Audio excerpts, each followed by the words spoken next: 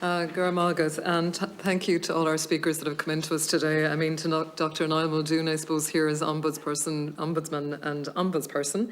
I know Suzanne Connolly's in here, CEO for Bernardo's, and Tanya Ward, CE Children's Rights, Mai Fanning, National Parents Council Post-Primary, Miss Beatrice Dooley, Institute of Guidance Counsellors, and Mr. Dara Hennessy here from Citywise Education. I want to thank you. I was able to listen to a lot of your contributions at the start. I suppose, if I might, I just have a few questions, and there's one or two that'll be for everyone in the audience, and then one or two specific, if that's okay.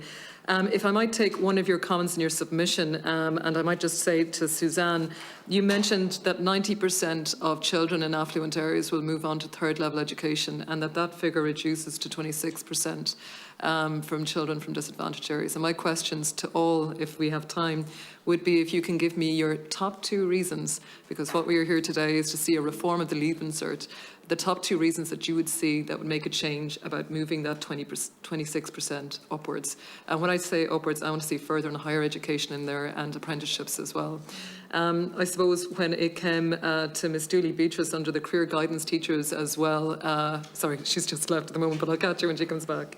But I suppose what I wanted to ask around that was accessibility and inclusiveness, and I might just pose that question when she returns. I know that there was a mention as well of just the challenges in disadvantaged areas about space to study, about the lack of access to education having an impact on children's outcomes and young people's outcomes, and that's to do with employment or unemployment and also health. Dr. Muldoon, you spoke about skills and competencies, in your submission. The importance of resilience, teamwork and self-confidence. And you also spoke about entrepreneurship, innovation and project management.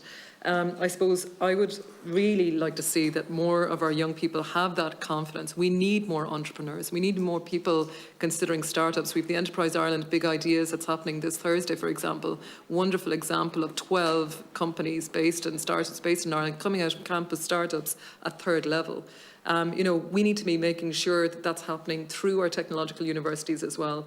And you mentioned, and I think that was pointed to as well, that, I suppose we're seeing the CAO reform itself that will include the apprenticeships, but also all the options that are available to link in with technological universities through PLCs so that students are able to study locally and that the expense of going to cities-based schools and universities does not have to be there. And that's really what we want to see with our regional campuses being rolled out. Just under the National Parents Council, I suppose it was just, I really appreciated, which I wasn't aware of, the helpline number that was there from IGC, and it was just to ask if you'd like to comment on that, maybe a little bit further, just on the IGC helpline. So Gurmil Magat, I hope we have some time to go through some of those points, so thank you very much. I'll just jump in there, and thank you. Sure. The helpline is the National Parents Council post-primary helpline, and we run it every year. It coincides with the Leaving Cert results. It runs to the days of the CAO first round offers, and also the days that the appeals process would open. The phone line is a free phone number. One of the things that we were very conscious about in the very beginning when we started this helpline years ago was when parents phoned in and when students phoned in, that they spoke to a professional at the end of the line. And that's where we brought in the Irish guidance counsellors in, so that we would have professionals who would be able to deal and would know what was coming up. It's gone crazy over the last couple of years. The level of stress, the level of drama, traumatic experience that this fight for points has become. Has increased. And could I ask you, do you feel that all the options have been presented to students so that they have a full understanding and awareness of what's available to them to reach the careers of their choice? But they've already made their choice. They've made their choice in January. They finalised it in July, and then they get their results in either August or September, however it has gone, due to COVID and everything, but generally in August. So they have already decided. Yes. And they don't get the points. So the panic, they could be 2 points off, 3 points off, and the panic and the trauma and the stress comes into play. So the reform of the Leaving Cert is really important, and I'm so It's moving. it's more than important. It's critical as to how we, as a country, are going to move forward, and we have to reassess, as everyone has said, what our outcome of education. What do we expect? What is our expectation when an individual finishes school?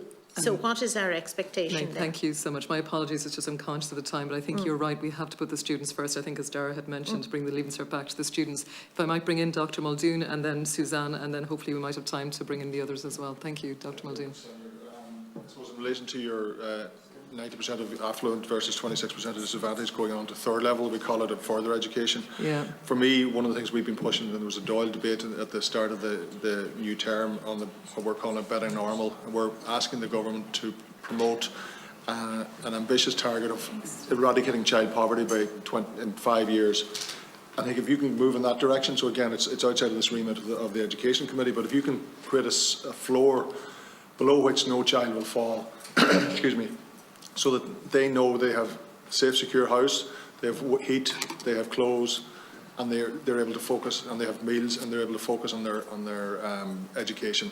They're the sort of things that start the move in the right direction. And again, Bernardo's will have much more understanding of this than I would.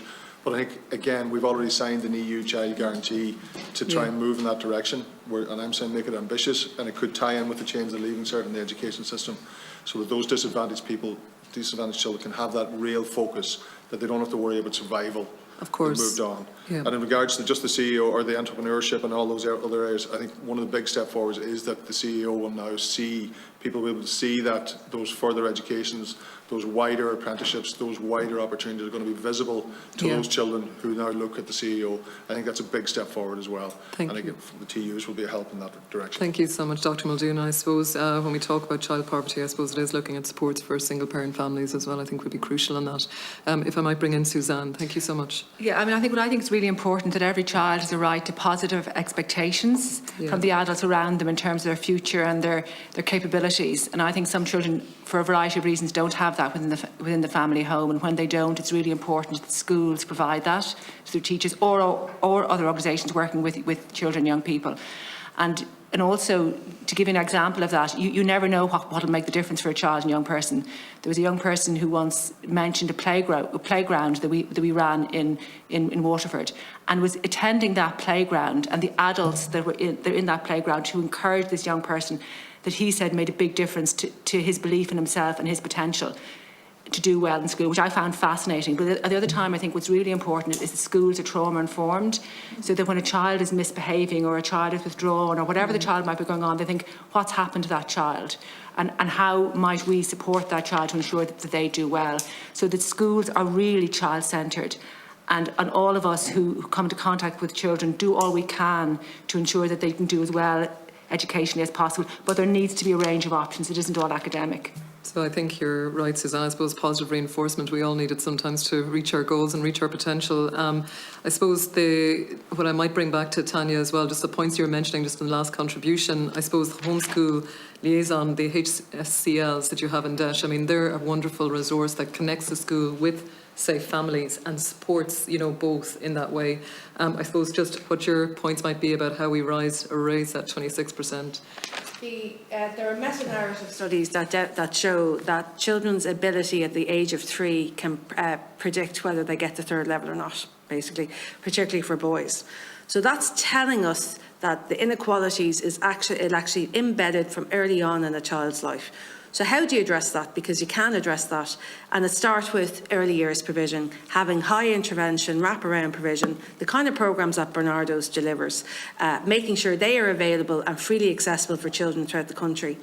The Minister for Children is going to publish a report before Christmas on what's called the funding model, and that will be one of the areas that it focuses on, this notion of a DESH-type programme within the early years area. The committee could invite the Minister in to zone in on that, because we would be concerned that not sufficient funds are going to be made available for this type of provision. We know from our members, lots of members are pulling out of it. They're Yeah, actually pulled thank out of you. this area. One family is pulled out of it.